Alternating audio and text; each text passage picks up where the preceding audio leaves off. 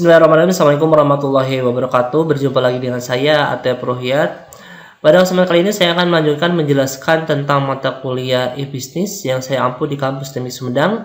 Yang dimana pada pertemuan kelima ini saya akan mengangkat tema tentang infrastruktur e-bisnis. Adapun pembahasan yang ingin saya sampaikan pada pertemuan kali ini yaitu ada 4 hal. Pertama tentang pengertian infrastruktur e-bisnis. Kedua tentang komponen infrastruktur e-bisnis.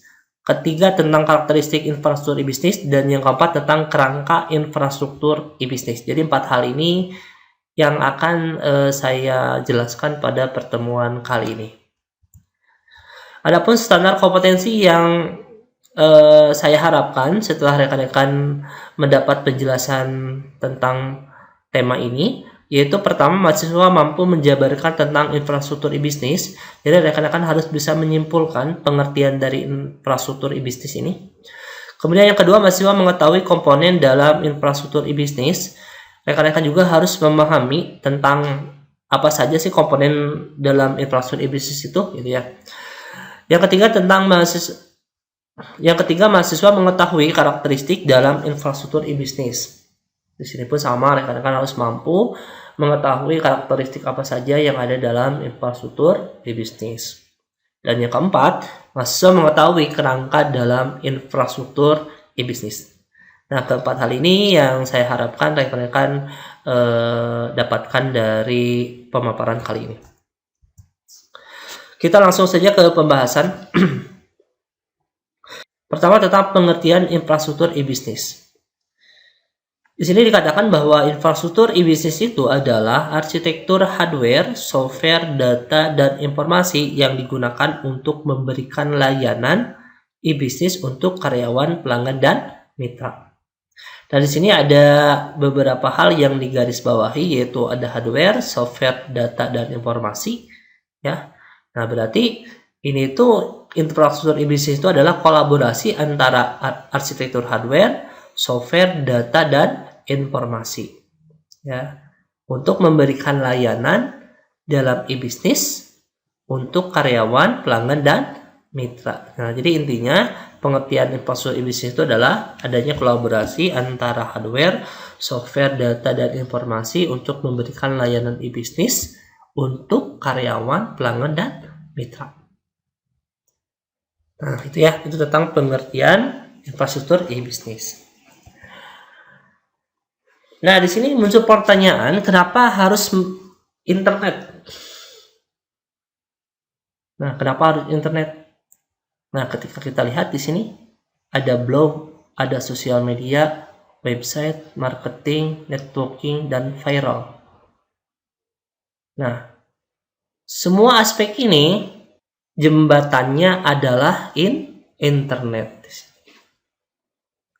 Ketika kita berbicara blog, banyak sekarang blogger-blogger yang sukses dengan isi konten-konten yang sangat luar biasanya itu banyak, sehingga mengangkat dia sebagai blogger yang sukses. Itu melalui apa? Internet. Terus lagi di sini sosial media. Banyak sekarang orang-orang yang eksis, ya, terkenal melalui internet. Kemudian website. Banyak sekarang website perguruan tinggi, sekolah. Kita bisa akses, kita bisa lihat informasinya. Itu melalui apa? Melalui internet. Terus kita berbicara marketing. Ketika kita masih tetap menggunakan marketing konvensional, yang saya ingin tanyakan, kira-kira kita ketinggalan atau tidak? Sekarang itu banyak pelaku-pelaku usaha yang sudah memasarkan produknya dengan menggunakan internet. Ya. Kemudian networking, itu harus menggunakan internet. Tidak bisa kita membangun networking tanpa bantuan internet. Tidak bisa. Apalagi di sini viral. Ya, apalagi di Indonesia ini banyak sekali orang-orang yang tiba-tiba viral dengan adanya internet ini, gitu ya. Banyak sekali di Indonesia ini orang-orang yang hanya, ya mungkin awalnya iseng gitu ya, seperti yang kemarin saya nonton TV, itu ada ya ibu-ibu sedang memarahi anaknya karena tidak tahu Pancasila kalau tidak salah. Kemudian diajari, ya sampai dia itu viral. Ya. sampai viral gitu ya, seperti itu, sampai diwawancarai di infotainment dan sebagainya gitu ya. Itu padahal cuman hal-hal seperti itu gitu ya, dan masih banyak lagi hal-hal yang lainnya. Nah, makanya di sini ketika kita bertanya kenapa harus internet, ini jawabannya. Banyak aktivitas yang kita lakukan dengan menggunakan internet. Rutinitas di internet. Apakah Anda pernah mencari data dengan menggunakan Google? Pernah tidak? Pasti pernah. Layanan email via Gmail atau Yahoo Mail? Pasti pernah. Ya. Kalau sekarang mungkin rekan-rekan mempunyai email itu Gmail ya. Kalau pas saya dulu, zaman saya kuliah, email itu pertama itu ini, Yahoo. Ya, saya menggunakan Yahoo Mail, emailnya. Dan mungkin untuk saat ini, Yahoo Mail ini sudah mulai tertinggal ya. Banyak sekarang pengguna itu beralih ke Gmail.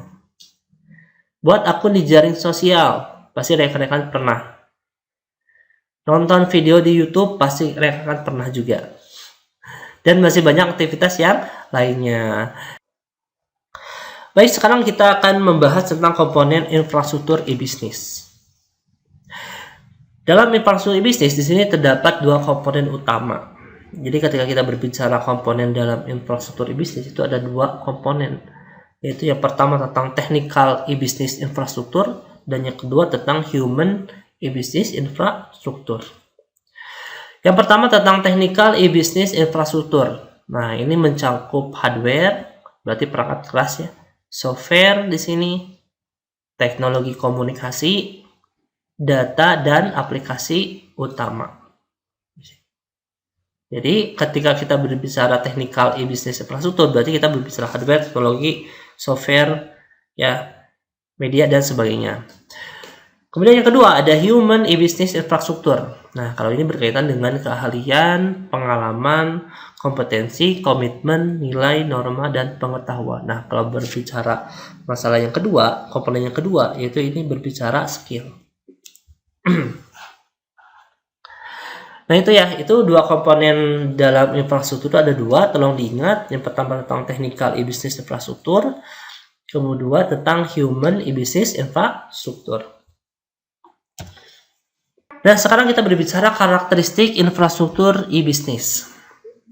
Nah, ketika kita berbicara karakteristik, di sini ada 4 karakteristik dalam infrastruktur e-business.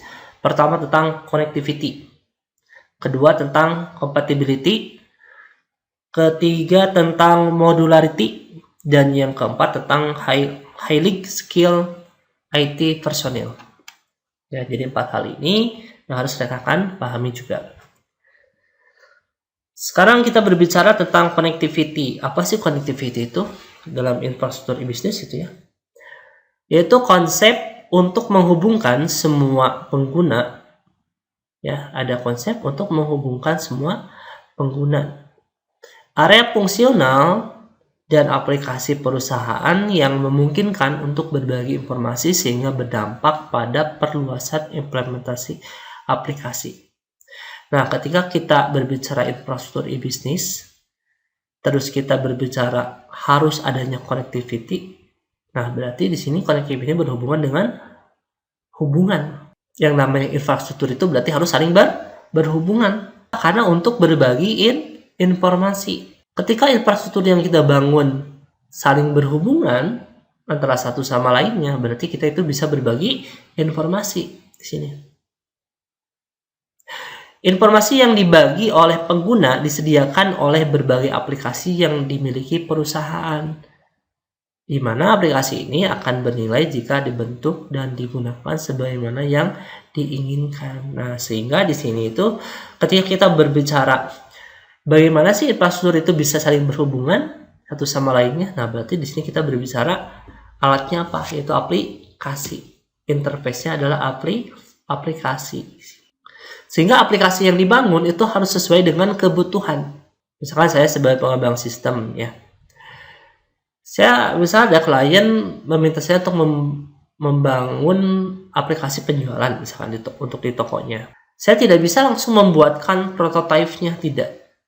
Nah, tapi saya menggali dulu informasi, baik itu data, fakta, atau informasi dari klien tersebut. Kira-kira dia itu menginginkan aplikasi yang seperti apa.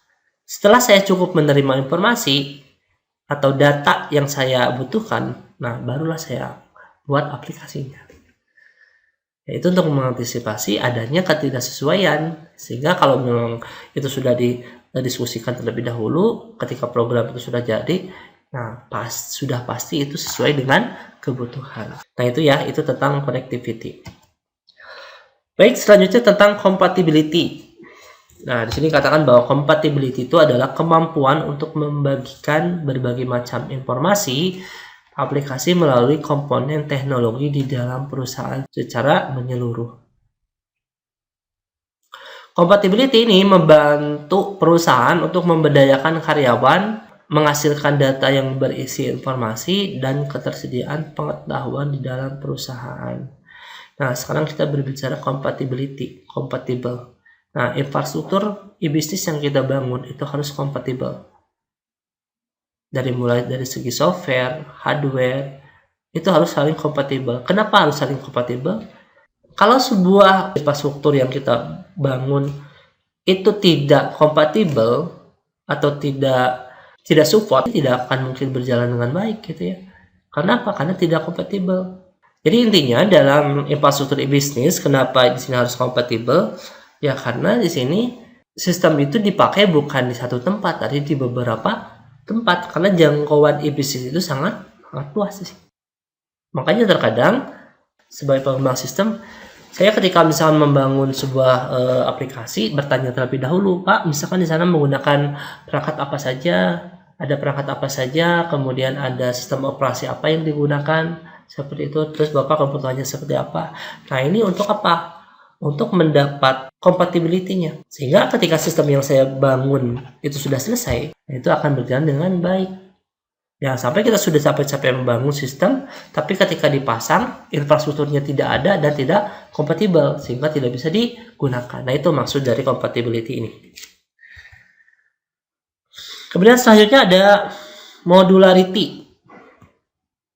Modularity ini adalah memberikan kemampuan bagi perusahaan untuk membangun sistem baru dengan cepat dan memodifikasi berdasarkan konsep. Jadi maksud dari modularitas ini adalah ketika adanya penambahan sistem itu harus bisa dengan cepat diterapkan gitu ya. Nah itu maksud dari modularitas. Nah sekarang kita berbicara komponen yang keempat. Di sini adalah highly skilled IT personil.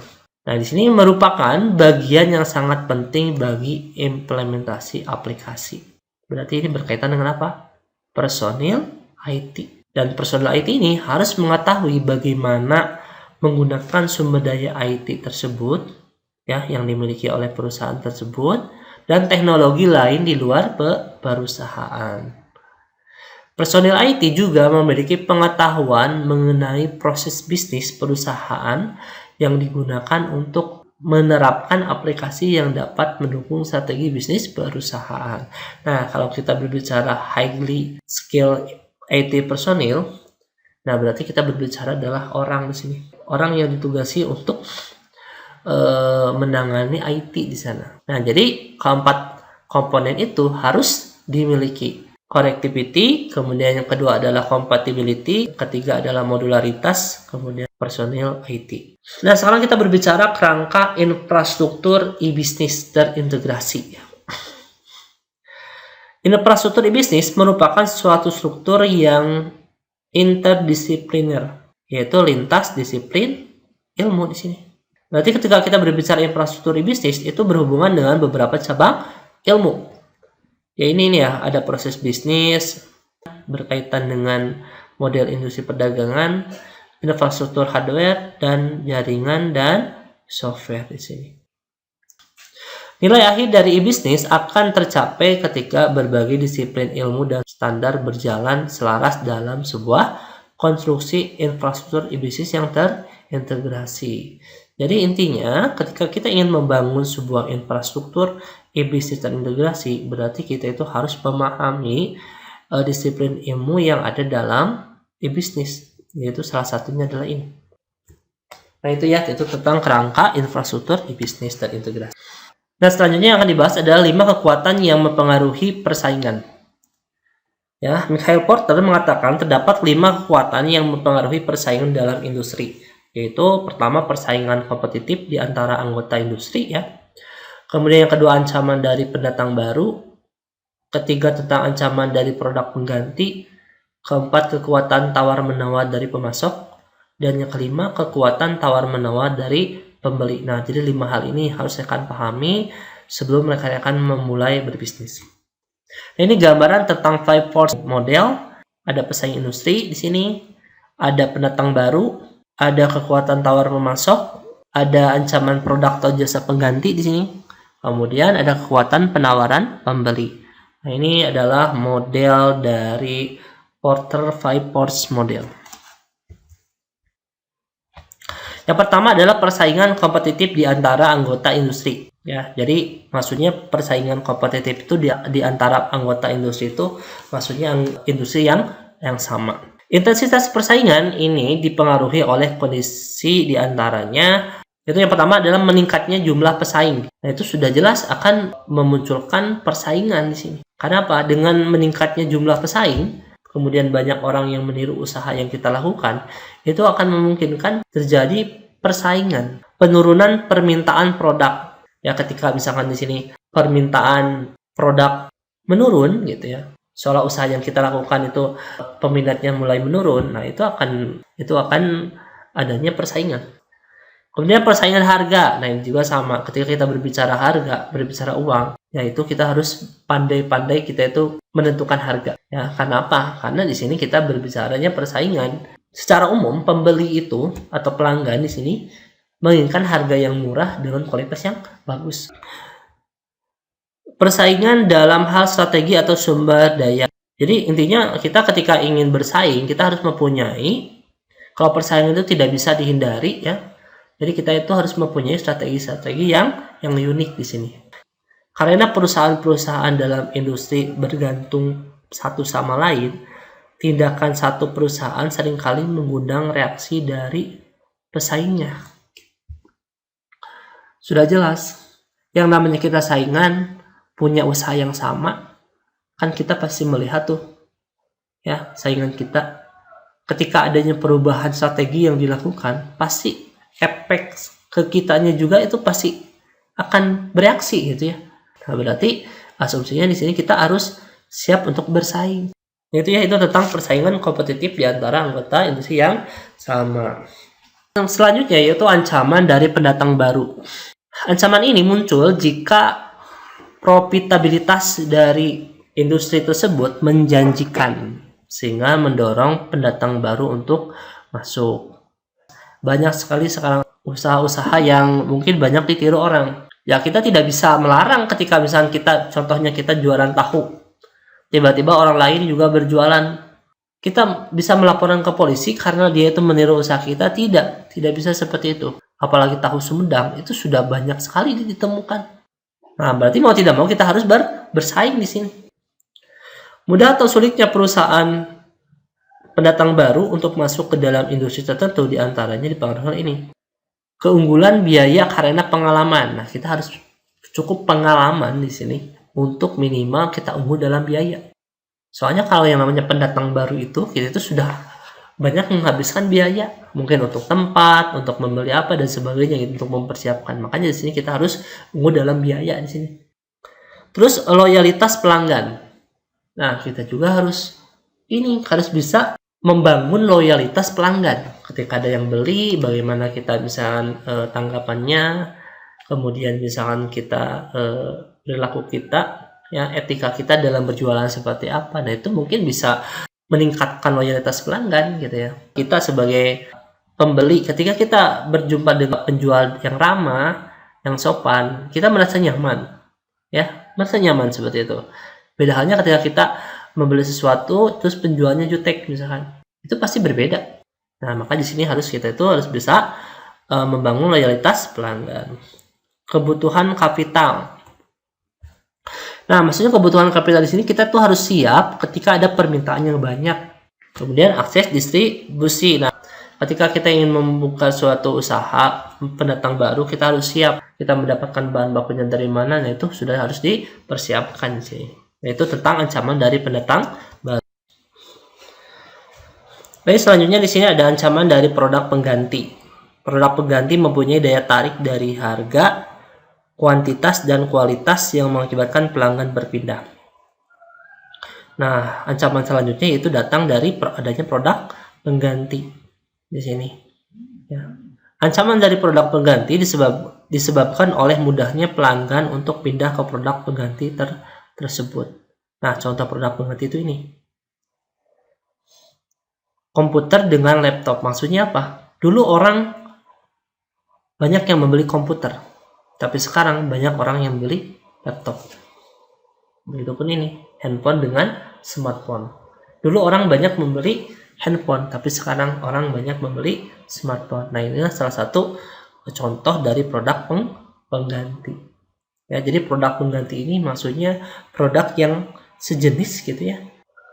Cuman yang harus diperhatikan adalah, nah ini, biasanya produk pengganti itu identik dengan 3 hal ini. Ada harga, kuantitas, dan kualitas. Nah, ya, itu tentang ancaman dari produk pengganti.